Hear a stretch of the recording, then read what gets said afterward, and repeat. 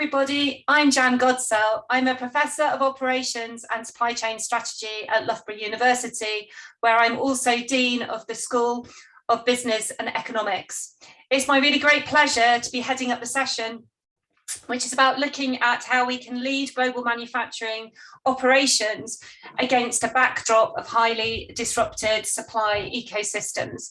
And I'm joined by two fantastic panelists, Marcos Paganini, who's Vice President of Global Manufacturing Strategy and Deployment for the consumer segment at Johnson & Johnson, and Gunther Beichinger, who's the Senior Vice President for Manufacturing and Head of Factory Digitalization for Siemens. So I'm just going to hand over to Marcos to say a little bit about himself and his background. Absolutely. So it's a pleasure to be here today, Jan, and happy to connect again, right? We had some connects in the past. So quickly about myself and what I do in J&J. So I've been 15 years in the company. Through my career in consumer, I had the chance to be in all regions. So I spent 4 years in Asia, leading the operations for the region.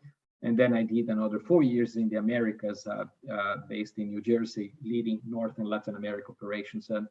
And now I lead global manufacturing and supply chain strategy for the segment.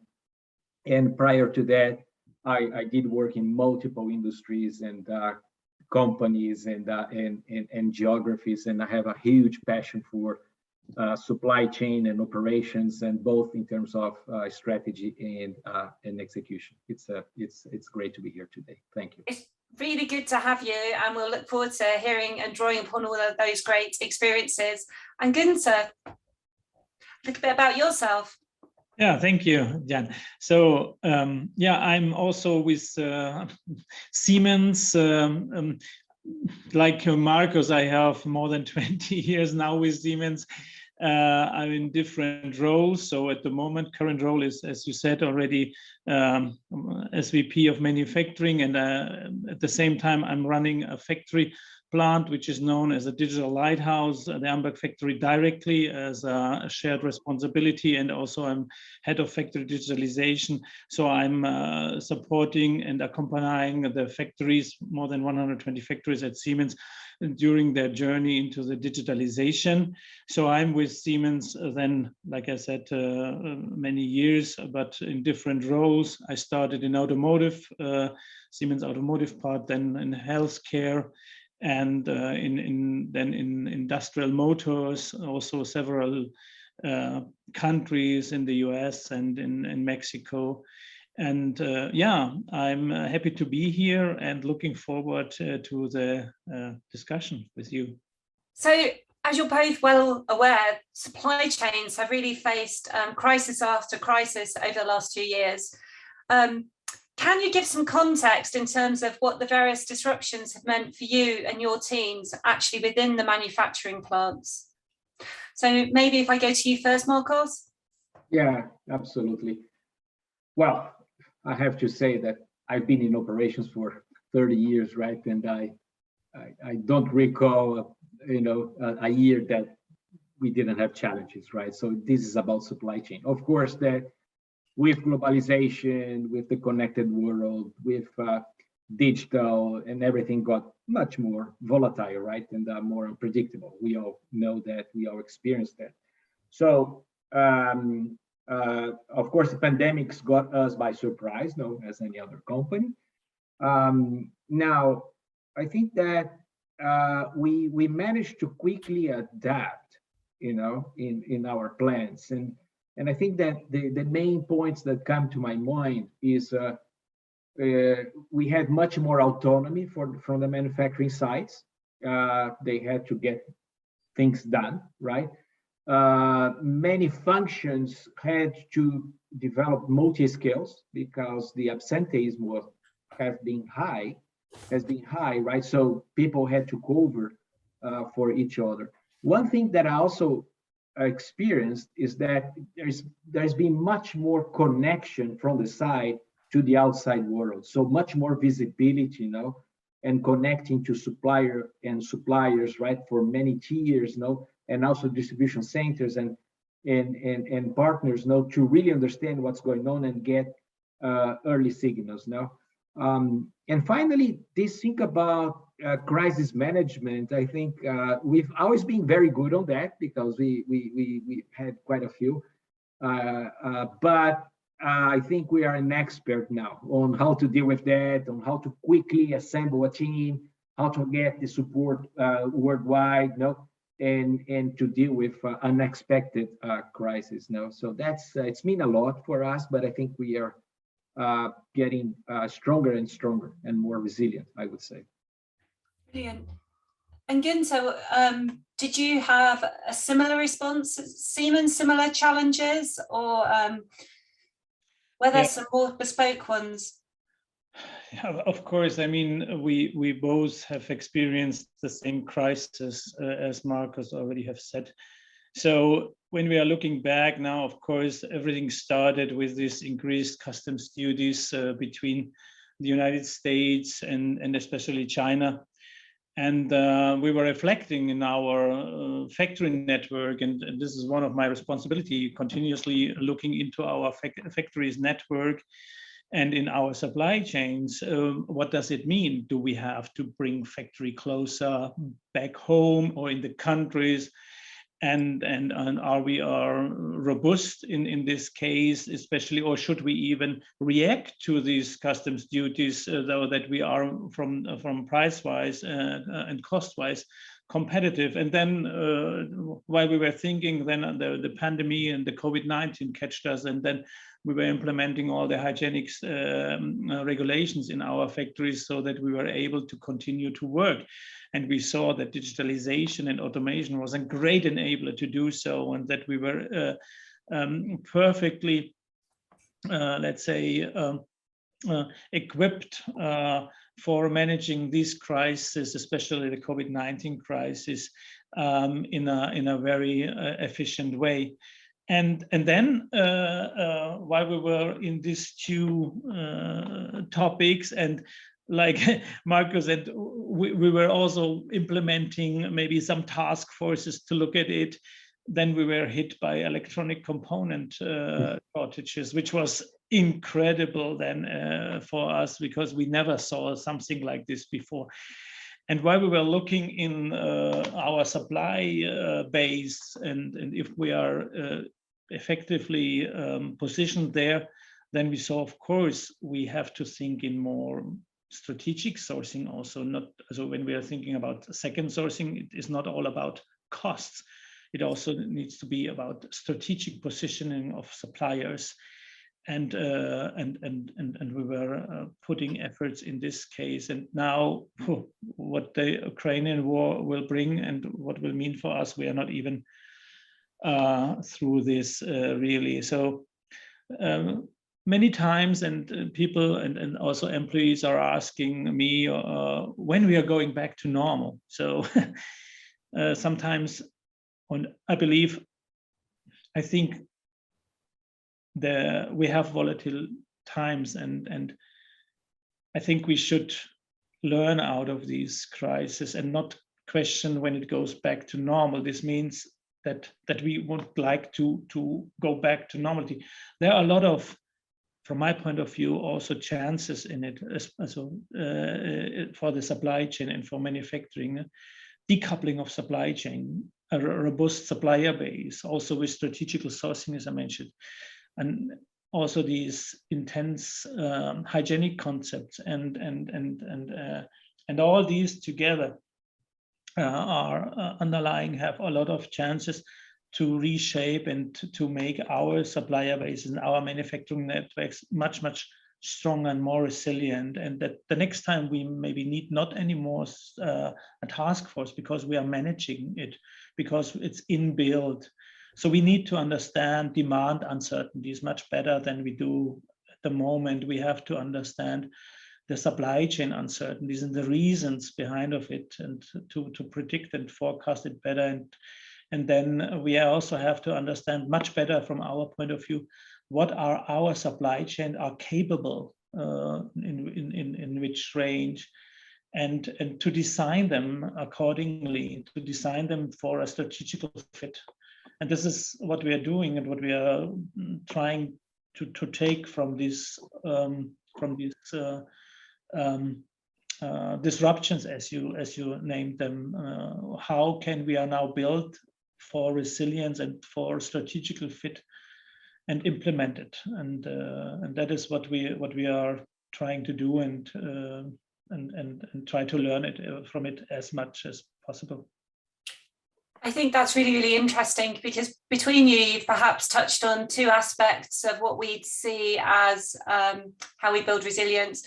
One is, I think, a part that's often forgotten about, which is the network design, and how can your network design, both your own factories and your supply base, have what we call structural flexibility, so that it can actually deal with those more significant shocks, for instance, the sort that you just mentioned around semiconductors. Whereas once you have a network design fixed, then potentially what you're seeing, where you see that disruption perhaps more COVID related, where there's swings of demand up and down, that's where your supply chains perhaps need to be more dynamically flexible, and you need to have the buffers within your existing supply chain network design to be able to deal with that. But I think, Gunther, you raise a really good point, that in both incidents, in both cases, the really important thing to understand is just the degree of variability of demand. And it's perhaps knowing when a demand signal takes you beyond that which your current network design can deal with, into the territory where actually it requires a bigger reconfiguration, or that structural flexibility within your supply base. So really fascinating reflections, which sort of brings me on to my second question, because in both cases, I suppose essentially what we need to have is good buffer management, be that good buffers of inventory, whether it be buffers of manufacturing capacity, or be it the buffer of time. And I suppose in a sense, we've seen perhaps the concepts of lean and just-in-time supply chains somewhat demonized during some of these disruptions, and perhaps is questioned whether or not they can deal with it. So a sort of question about the types of supply chain strategies that you deploy, whether they be lean, whether they be agile, or a combination. What have you done? What type of strategies have you deployed? And how effective have they been in managing your supply chains? And I don't know whether you've got any specific examples that you could use. So maybe, Gunther, I'll start with you. It is an interesting question. So what was our strategy and what we have implemented? First of all, I think the lean aspect is still valid. For us, the lean design is one principle we are always following, and a very process-oriented view. We have at Siemens, we have a very process-oriented view with a long-standing tradition of lean. So the continued elimination of waste is in the DNA of each single and in the supply chain. And it is for us the first criteria every idea before automation and digitalization comes into play. So just to answer, because you're referring to them, for lean, agile, this is nothing contradictory. It goes along with each other.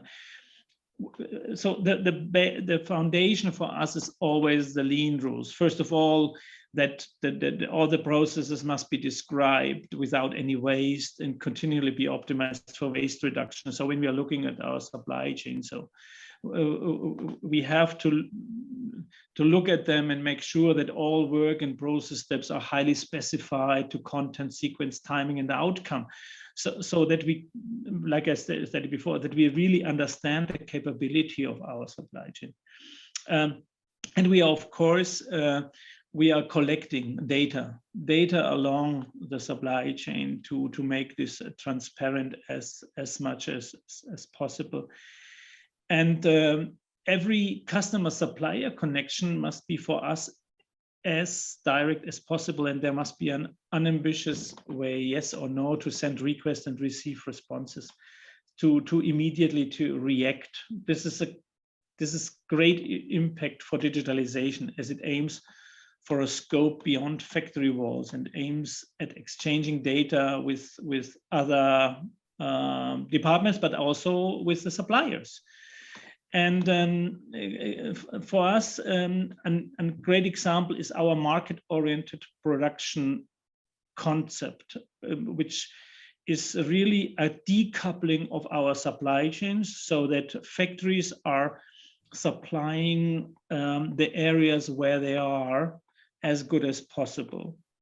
So if there are impacts in geopolitical or regional impacts, it does not affect the whole capability of a business unit or the company to serve our customers. So the decoupling of supply chains and the market-oriented production concept is that what we are going for, what we are implementing. Then second is, it's funny enough, second is second sourcing. Second sourcing, but not only by cost and third sourcing, really strategically to look where is the second and third source. So is it really a second source strategically, or is it just a capacity expansion? So that must be come into the place. And third, of course, using technologies for increasing the transparency and the visibility. Where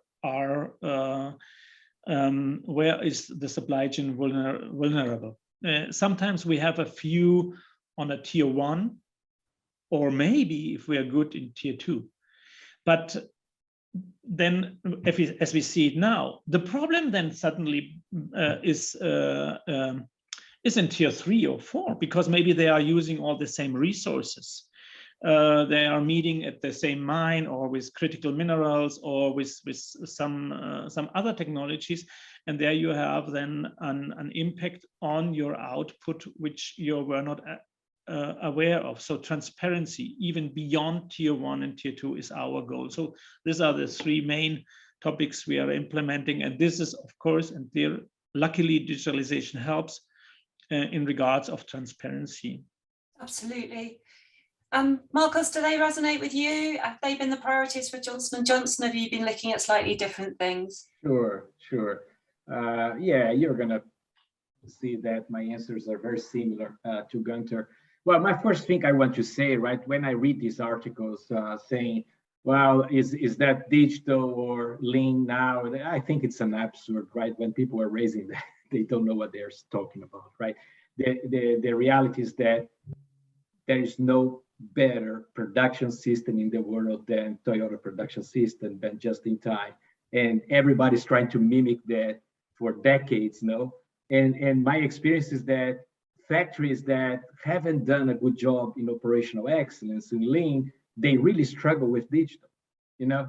So you do need first step to be very good on digital, because by the way, lean is all about flow, you know? And when you create flow towards your customer, so we already automatically, right, defining where digital can help you, know, through the nodes of your supply chain, right? So I always think that it's wrong and suboptimal to bring a digital solution to one part of the supply chain without understanding the whole context, right? Of course, that I worked at Fiat Automotive in the past, right? So really hardcore Toyota production system and the like. And honestly, it's never been no inventories. It doesn't exist there, right? Inventories exist and they regulate your flow, right? And you're going to bring sometimes inventory to regulate and level your flow, sometimes inventory to protect your flow. So it's just a matter of parameters, no? So it's first thing, just to demystify this thing that no, both are needed, right?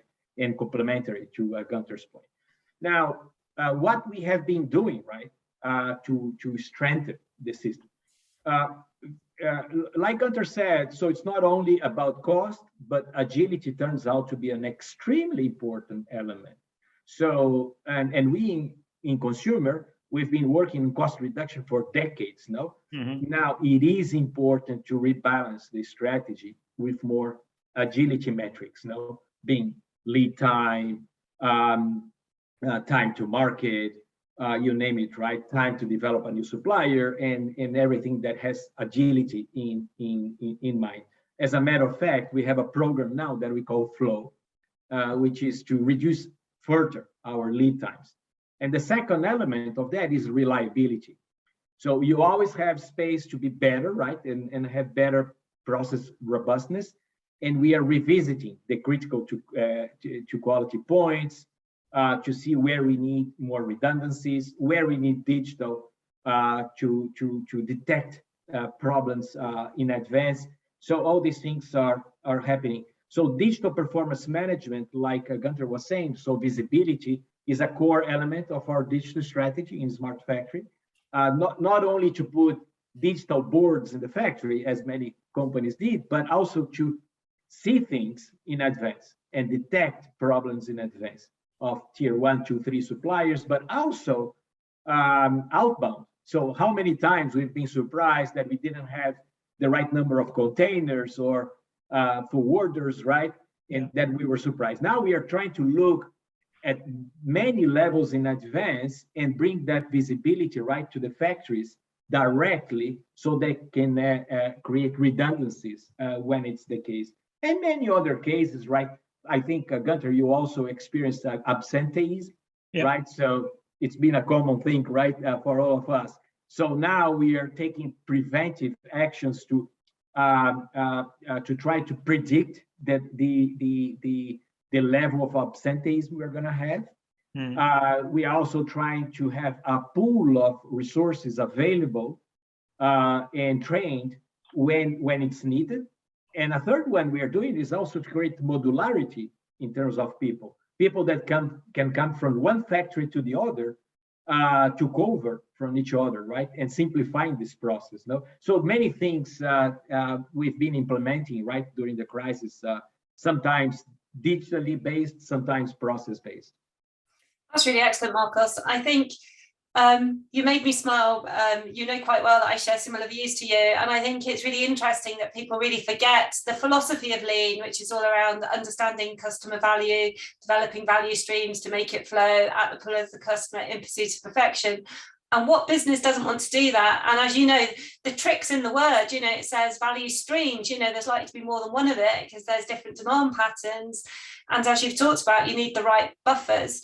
I think you also raised another really interesting point. I think sometimes we have tended to think about manufacturing networks and logistics networks separately. And I think in the UK, we've had this recent fuel crisis, and we actually had the fuel in the country. It was just in the wrong places. And I think going forward, we need to be much, much better at bringing together the logistics network with the manufacturing network to really optimize things end to end. And I suppose, in a way, what you've done, and it comes back to, I suppose, the point that Gunther made earlier, which is about, you know, going forward, the only thing that's certain is that we will have change. Change is our only certainty. And yet again, we're going into perhaps a more extreme and unprecedented period of change with some of the geopolitical issues that we're seeing at the moment. I suppose if you could name one key learning that you've had perhaps over the last 2 or 3 years that will take us into this next stage of disruption, what would that critical learning be for you, Marcos? Wow, I wished I had one single learning, right? Come on, one thing. I challenge you. But one thing that's been very, very important for us is this thing about culture. Giving more autonomy to the shop floor. And this has made a tremendous difference, you know, to create an autonomous culture and a culture that can take decisions, can make mistakes, can fail fast, as we call, right?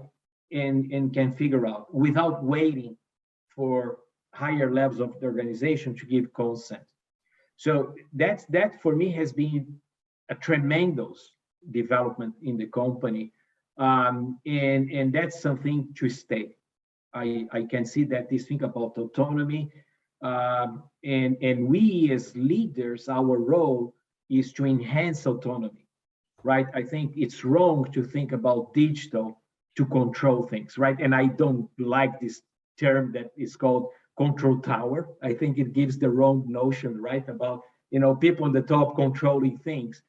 No, the digital solutions we create is to enhance and enable autonomy in the shop floor. So that's my biggest learning, John, on the creating autonomous culture, right? Brilliant. In the lower levels of the organization. Okay. And Günther, one thing that you would say.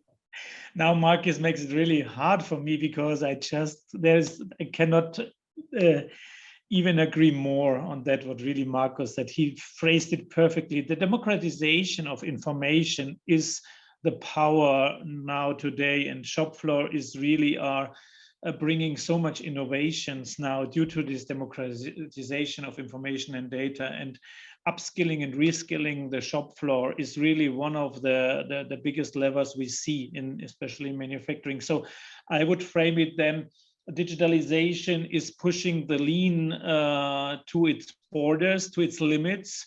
So all that what we have seen on our lean philosophy, digitalization and data transparency is pushing really lean to its limits, and we are getting the resilience and the flexibility and the performance of our factories due to that. So just adding to that what Marcus brilliantly already summarized.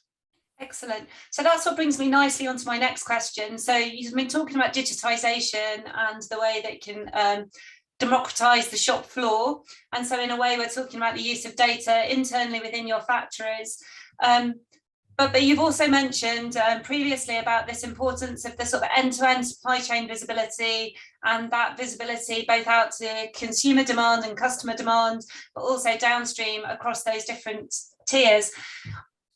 So to you, Marcos, first, where are you in terms of that journey towards end-to-end supply chain visibility? And what are the sorts of critical enablers to extending that visibility? Correct. So the visibility aspect is one element of our digital transformation program, right? Which, by the way, it's a supply chain transformation within a business transformation, right? I hate to say that we only have a smart factory program, right? No, it's a orchestrated program, of course, right? And visibility is one element, a key element, but it's not the only element, of course, right? Just to put things in the right perspective. And then we have different levels of visibility, right? We have the factory visibility, the process visibility, right? So detect issues or deviations right fast at the lower level of the organization. And then we have visibilities that are in the synchronization of the end-to-end supply chain, right? In that sense, we refreshed our value stream mappings, and that's a real program. So we took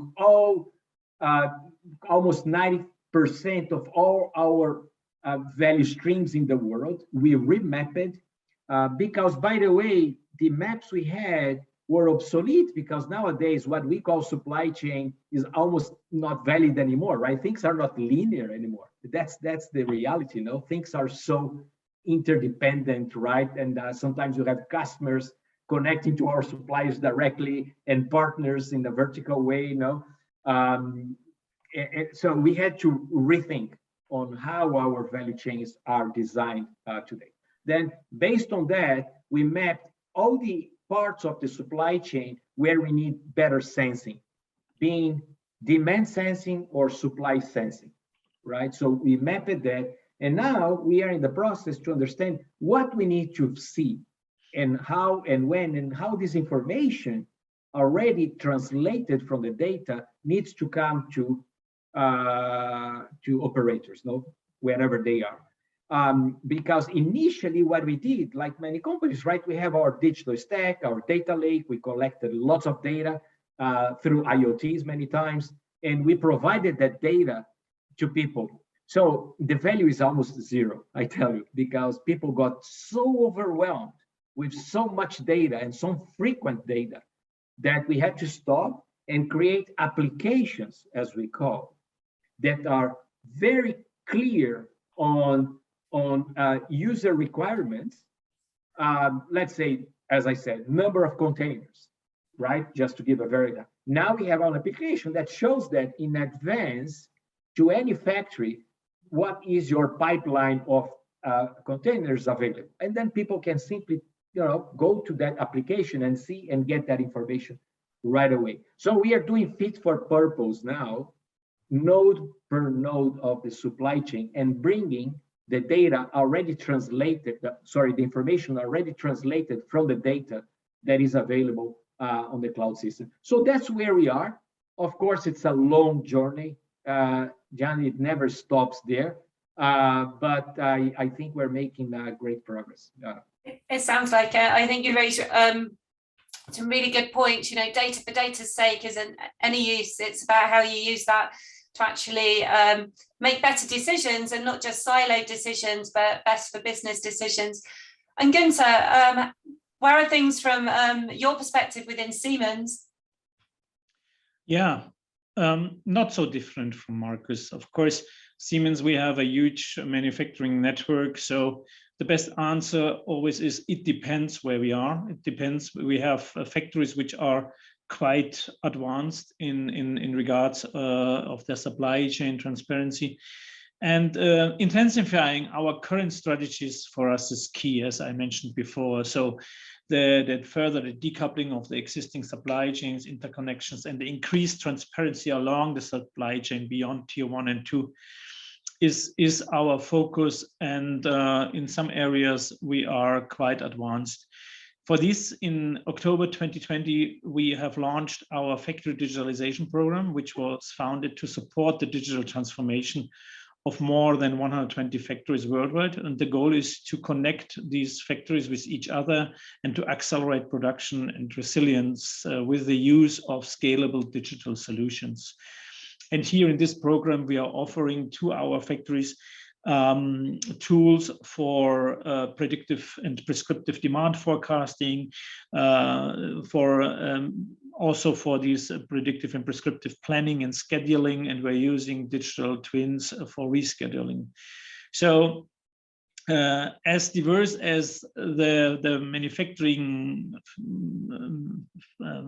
footprint in Siemens might be, and every factory has the same goal: to supply their customers reliably and to deliver premium quality, while economic demands, of course, are growing. So this is what we are doing, and this means that the processes have to be optimized in order to save time in regards of the resources and the energy consumption, and this is only possible with this underlying consistent digitalization and automation. And the data lake is a great thing to do it, as Marcus also said. So we're implementing and using this also. So summarize: addressing state-of-the-art digitalization topics at scale is the purpose, but not the only purpose. Followed up by, however, it is making Siemens manufacturing future ready by addressing the most pressing trends related to supply chain resilience, and also, of course, we are addressing all other, so competitiveness by using these. So yes, we are on the way. We have quite a good transparency. We are offering these tools for our factories, but it's still a way to go. And I think the next years will still be one of our main topics. Brilliant. You just really reminded me, a few years back, I was reading the work of Larry Lapide from MIT, and he was talking about, and I think sometimes we forget this, that as a global organization, it's quite important when you're managing a manufacturing network or any kind of network to have that those strategic frameworks and guiding principles that govern what you do right the way across the world. However, each business can then take those frameworks and apply them to develop a context-specific or market-specific solution. So you get that commonality whilst at that same time getting that regional specificity. And I think in that way, you stay strategically aligned and push forward as a business and keep your network operating as one. And it gets that balance between sort of commonality and bespokeness. So that was really excellent points. Yeah, John, if I can, just to yeah, of course you can, Marcos. On that, something that came to my mind is, well, if you think the whole transactional process in the company is designed through the logic of MRP, right? Like any company, right? So ERPs are common, right? Now, it's been always a challenge, right, to move from a push model to a pull model. It's a common challenge for any company, right? Because the systems are designed to be pushed, right, with the parameters we have and the like. Now, one great thing that I've seen with digital is that it can bring the consumption, the actual consumption, to the multiple nodes of your supply chain. Absolutely. And bring that visibility, because what we've always watched, because we talk about bullwhips, right? And bullwhips plus long lead times is an explosive combination, right? It makes things really wrong many times. So now, you see, we have suppliers that sometimes the lead time with certain supply is 3, 4, 6 months, depending on the type of product. So if you take those 3 to 6 months, plus the fact that everything is planned on a push model, so MRP based, so chances are that that supplier will always be producing the wrong thing at the wrong time. So now what we are doing through the data lake and the platforms that we have is that we can make the consumption information available at SKU level, at channel level, to all nodes of the supply chain. This is brilliant. You know, it sounds easy when I say, but it's a complicated thing, right? Because it's thousands of supply points, thousands of products and the like, and the consumption is something that changes, right, very often. But imagine the power of that, which in the past you would say, oh, I can do a Kanban card, whatever, in a factory. Now you can do that everywhere in your supply chain. So Marcos, yeah, I think we've just introducing a topic for the next conference, because this idea of sort of demand-driven MRP or demand sensing, and I absolutely would agree with you that this is one of the really powerful things as we move forward. And we're just about to run out of time, so I've got one last question that I will need a relatively brief answer from each of you two. I'll start with Gunther. But both of you have started to talk about being future fit and how we ensure that our businesses remain fit for the future. And that can sometimes be a challenge when you're balancing shorter term needs against longer term requirements. And I suppose one of the biggest challenges we face, not just as organisations, but as a planet, is our journey towards net zero. I think it's a fairly common ambition to try to achieve that by 2050, if not sooner. So Gunther, could you again just share maybe one top tip from your perspective at how you can balance perhaps the need to meet your short-term requirements whilst at the same time keeping, you know, your eye on sort of longer-term ambitions such as net zero by 2050? Wow, a tip. But what I can say is when you are especially talking about sustainability, and this is an example, sometimes we are talking about the same thing, the same coin, but a different side. We have talked about supply chain transparency, and we are talking about sustainability. We know now that more than 95%, I believe, of the carbon emissions impact product lies in the supply chain, with tremendous potential for optimization. If we are getting transparency here, we have then one on the supply chain and the supply issue, and also we are addressing the most pressing topic, which is how can we get transparency along a product carbon footprint and attacking it. So, however, understanding the emission a company is trading in by the components it purchases is all about understanding our supply chains. And this is why we are looking into it very deeply, because when we are solving this, we will be able to solve many other topics also. And we have a great impact in decarbonizing the industry. Brilliant. And Marcos? Well, it's not either or, it's and, right? You cannot make your present in detriment of the future. It does not exist. And for us, sustainability is equal to, is like we treat like a safety, like compliance. It's a must-have. There is for you to have the right to be in this industry, you need to have certain credentials, and sustainability is one of them. So no, we are not stopping. We do have separate teams. We have global COEs and experts, and with, by the way, multiple partners on helping for the longer term capabilities, while we have ring-fenced execution teams to make sure that they're flexible and agile for the day-to-day. So both are important, and no, we never compromise. Okay. That's excellent. And I think between you with Gunther, I think the future is, you talked earlier about that we perhaps focused on a lot around cost optimization. Well, of course, good ops management has always been about the optimization of cost, quality and time. And with Agile, we perhaps think about time. But maybe good ops management going forward is the optimization of cost, quality, time and carbon. And with those visibility tools, you're absolutely right, Gunther, you can achieve both. I just hope that we do realise, though, that Scope 3 emissions, or we're always going to have a higher carbon content in the stuff that comes closer to coming out the ground. And so it isn't just the responsibility of those more foundational industries to solve that problem. It perhaps also comes back to something you mentioned earlier too, Margos, about consumption. That actually perhaps the solution also links to that better understanding of the link between consumption and production, and maybe even new business models that enable businesses to make money while selling less. Yes, and I think it's a very nice way to end it. And I would just like to thank both of you for a really fascinating conversation. It's really quite interesting to see.